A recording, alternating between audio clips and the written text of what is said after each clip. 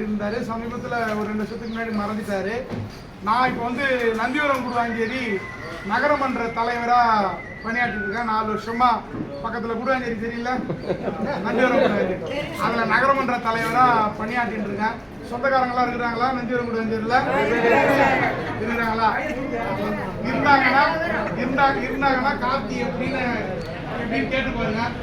யாரும் என்னை கட்டவன்னு சொல்ல மாட்டாங்க, பொருளாதாரம் சொல்ல மாட்டாங்க. அந்த தம்பியா பைக்கில் டெய்லிக்கு தான் போவோம், கூப்பிட்டா நிற்கும், பேசும் அப்படின்னு தான் கட்டாயம் சொல்லுவாங்க. எங்கள் தெரு ரோடு போட்டு போச்சு, எங்கள் தெரு காவா போட்டு போச்சு, நேற்று தான் அதை இப்படிக்கா பார்த்தேன், நின்று பேசிட்டு போச்சு அப்படின்லாம் சொல்லுவாங்க. அப்படிதான் எங்கள் அப்பாவும் அங்கே பணியாற்றி இருந்தார். 4 முறை, அதாவது கிட்டத்தட்ட 20 வருஷம் அந்த ஊருக்கு தலைவராக இருந்தார்.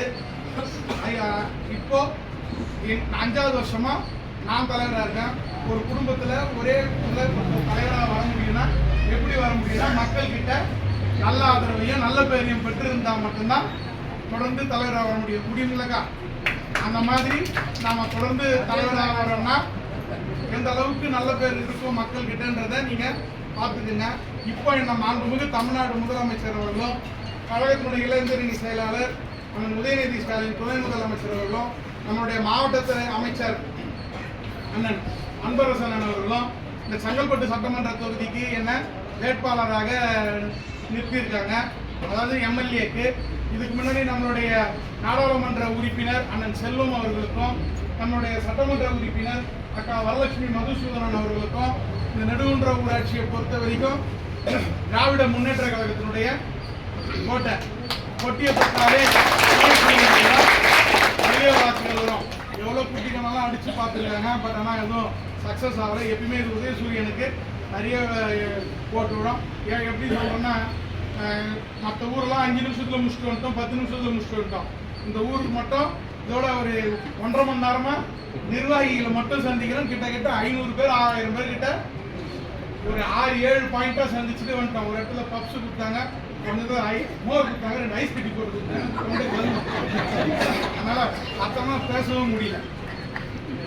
நான் ஒன்னே ஒன்று மட்டும் சொல்லிக்க விருப்பப்படுறேன். நீங்கள்லாம் வாக்களித்து நான் சட்டமன்ற உறுப்பினராக வந்தேன்னா, மாண்புமிகு தமிழ்நாடு முதலமைச்சர் அவர்கள் வழங்கக்கூடிய சட்டமன்ற உறுப்பினர் நிதியில எந்த ஊராட்சியில எந்த வார்டுல எனக்கு உதயசூரியன் சின்னத்துல அதிக வாக்குகள் பெற்று நான் வெற்றி பெறணும், அந்த ஊராட்சிக்கு என்னுடைய சட்டமன்ற நிதியிலிருந்து, எனக்கு எம்எல்ஏக்கு கொடுக்கக்கூடிய சட்டமன்ற நிதியிலிருந்து 25% மேலான தொகையை இந்த ஊராட்சிக்கு கொடுத்து அடிப்படை வசதிகளை செய்து கொடுக்கணும்னு சொல்லி இங்க இருக்கிறவங்க எல்லாருக்கும் சொல்லிக்கிறேன். நம்ம போய் சொல்லிட்டு போற ஆள்லாம் கிடையாது. ஏன்னா இங்க நான் அடிக்கடிக்கு வரக்கூடிய ஆளு. எனக்கு இங்க இருக்கிற ஆர்மு அண்ணன் நல்லா தெரியும், சேர்மன் உதயாவை நல்லா தெரியும், காமராஜ் அண்ணன், மணி அண்ணன், நாகூர் அண்ணன், சிவா அண்ணன், அப்புறம் இங்கே நம்ம சிவலிங்க அண்ணன், பிரகாசன், எல்லாரையுமே பேர் சொல்லி கூப்பிடுற அளவுக்கு நான் இங்கே எல்லாரு கூடயுமே அண்ணனா தம்பியா பழகி இருக்கிறேன். அதனால என்னை வேற ஒரு ஆளாக மாற்ற ஒரு ஆளாக பார்க்காதீங்க, உங்களோட தம்பியா பாருங்க. உங்களுடைய சொந்தக்காரங்களுக்கு இப்போ நான் 2-3 பேரை விட்டு கூட மறந்துட்டேன், ஆனால் யாரும் கோச்சிக்க மாட்டேன்.